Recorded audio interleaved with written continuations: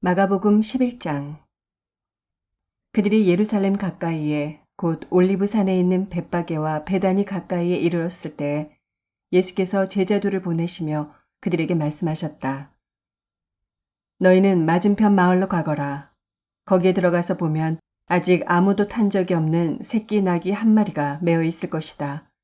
그것을 풀어서 끌고 오너라. 어느 누가 왜 이러는 거요? 하고 물으면 주님께서 쓰시려고 하십니다. 쓰시고 나면 지체 없이 이리로 돌려보내실 것입니다. 하고 말하여라. 그들은 가서 새끼 나귀가 바깥 길 쪽으로 나 있는 문에 매어 있는 것을 보고 그것을 풀었다. 거기에 서 있는 사람들 가운데 몇 사람이 그들에게 물었다. 새끼 나귀를 풀다니 무슨 짓이요? 제자들은 예수께서 일러주신 대로 그들에게 말하였다.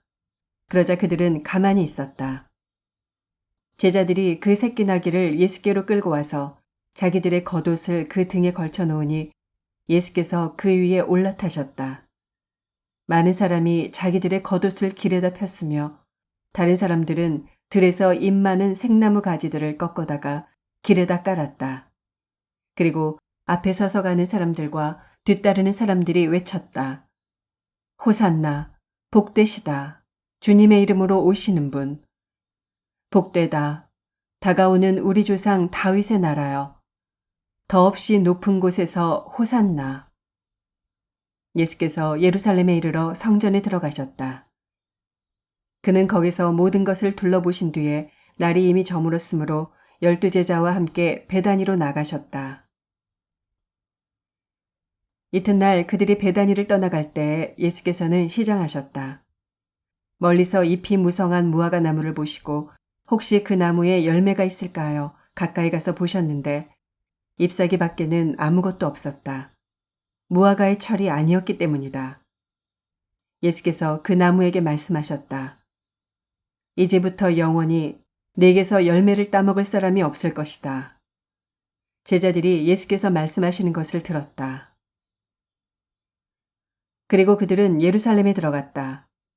예수께서 성전에 들어가셔서 성전 뜰에서 팔고 사고 하는 사람들을 내쫓으시면서 돈을 바꿔주는 사람들의 상과 비둘기를 파는 사람들의 의자를 둘러엎으시고 성전 뜰을 가로질러 물건을 나르는 것을 금하셨다.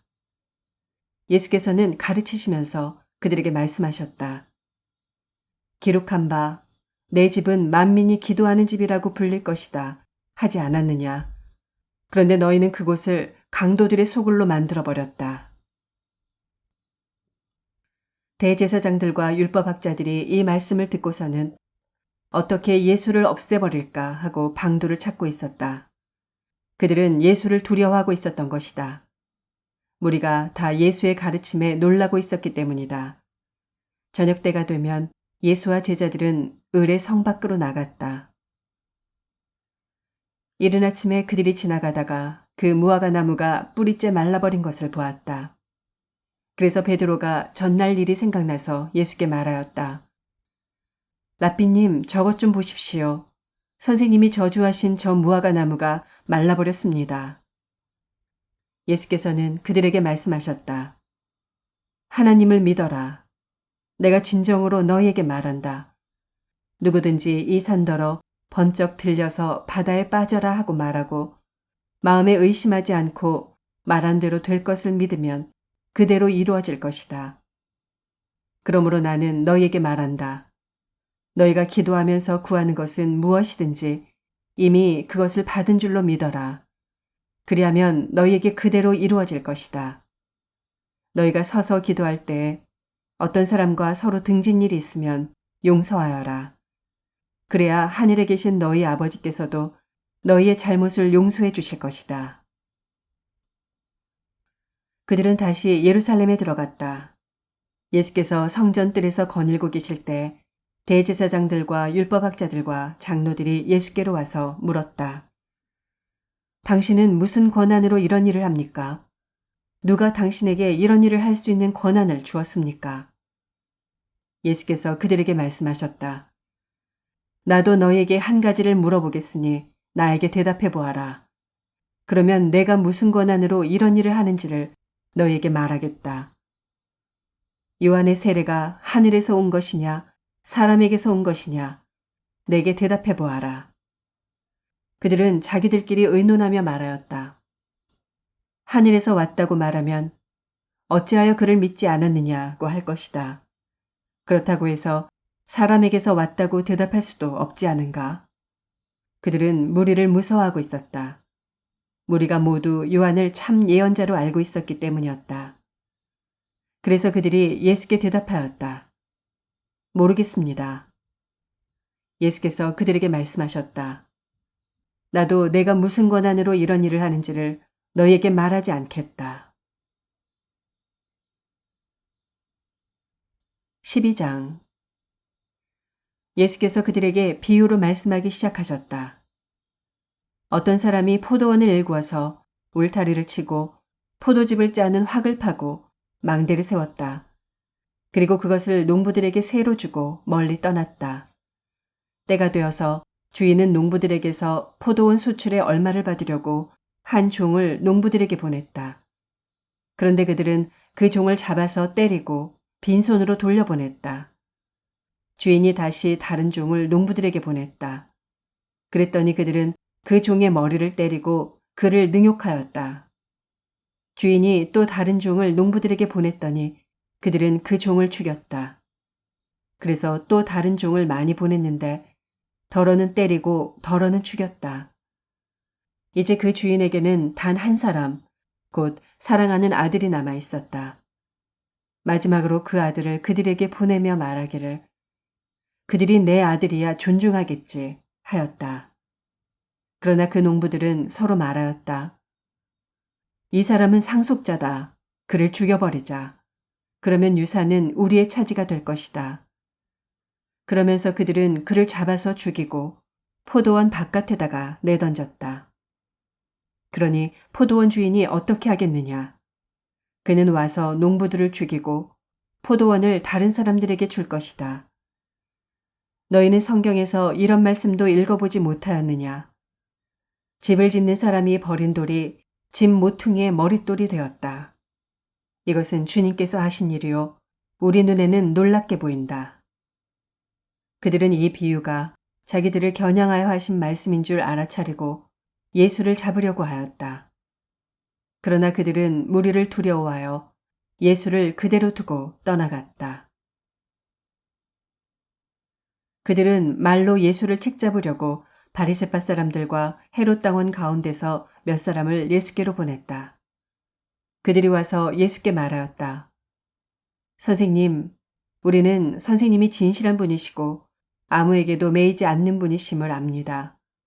선생님은 사람의 겉모습으로 판단하지 않으시고 하나님의 길을 참되게 가르치십니다.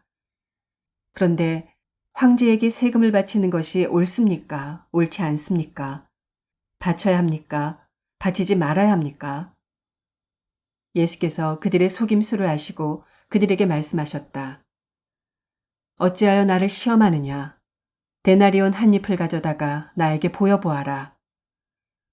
그들이 그것을 가져오니 예수께서 그들에게 물으셨다. 이 초상은 누구의 것이며 적힌 글자는 누구의 것이냐? 그들이 대답하였다. 황제의 것입니다.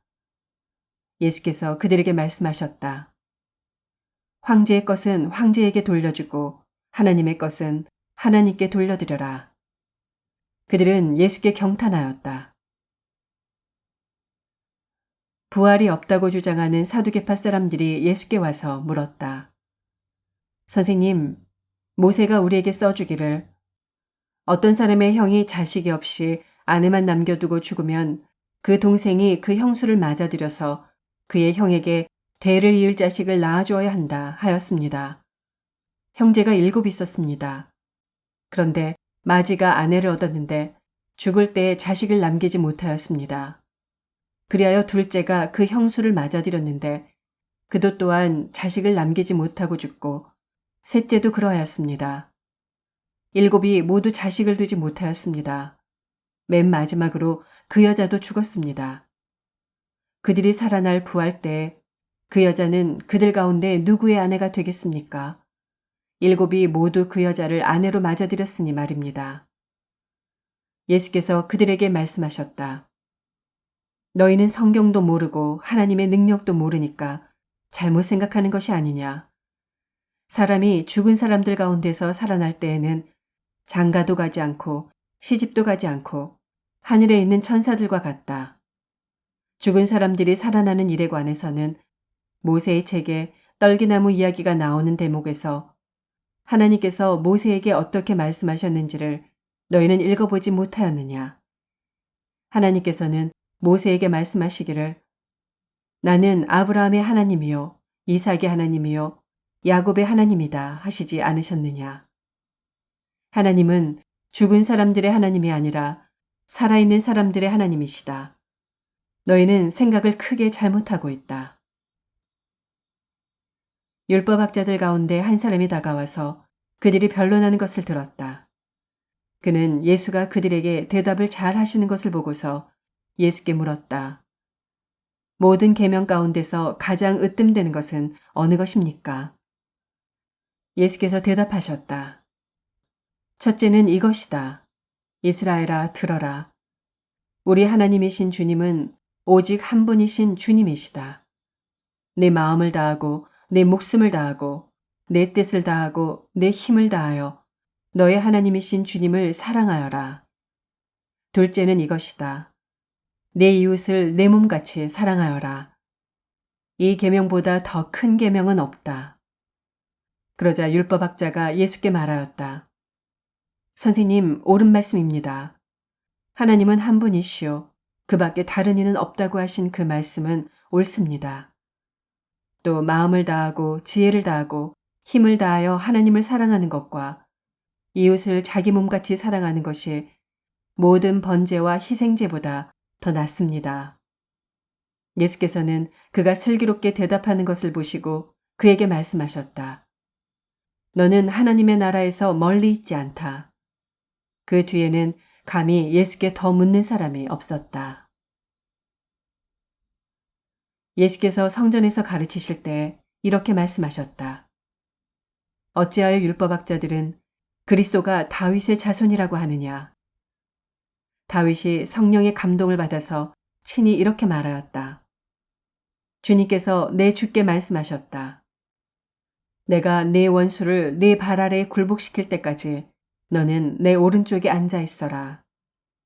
다윗 스스로가 그를 주라고 불렀는데 어떻게 그가 다윗의 자손이 되겠느냐. 많은 무리가 예수의 말씀을 기쁘게 들었다.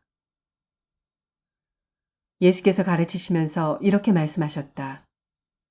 율법학자들을 조심하여라. 그들은 예복을 입고 다니기를 좋아하고 장터에서 인사받기를 좋아하고 회당에서는 높은 자리에 앉기를 좋아하고 잔치에서는 윗자리에 앉기를 좋아한다. 그들은 과부들의 가산을 삼키고 남에게 보이려고 길게 기도한다. 이런 사람들이야말로 더 엄한 심판을 받을 것이다. 예수께서 헌금함 맞은쪽에 앉아서 무리가 어떻게 헌금함에 돈을 넣는가를 보고 계셨다. 많이 넣는 부자가 여럿 있었다. 그런데 가난한 과부 한 사람은 와서 렙돈 2닙, 곧 한 고드란 틀을 넣었다. 예수께서 제자들을 곁에 불러놓고서 그들에게 말씀하셨다. 내가 진정으로 너희에게 말한다.